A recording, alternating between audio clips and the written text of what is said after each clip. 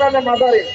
সেদিন আমি ওপেন বলেছিলাম, তোমরা কোন আমার শাহ দালালের মাজারে আগুন ধরছে, কিন্তু তোমাদের ঐক্য দূরের গতিতে।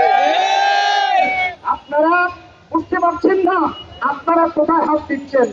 আপনি মাজারে স্থানান্তর কখন করা হয়, কি জন্য করা হয়, এই বিষয়ে আপনাদের কোনো জ্ঞান আছে? আবার কখন স্থানান্তর করা হয়, কি জন্য করা হয়, আমি জানতে চাচ্ছি সরকারের কাছে। যারা প্রস্তাব রেখেছেন আমরা তার প্রতিবাদ জানাচ্ছি, তীব্র প্রতিবাদ জানাচ্ছি।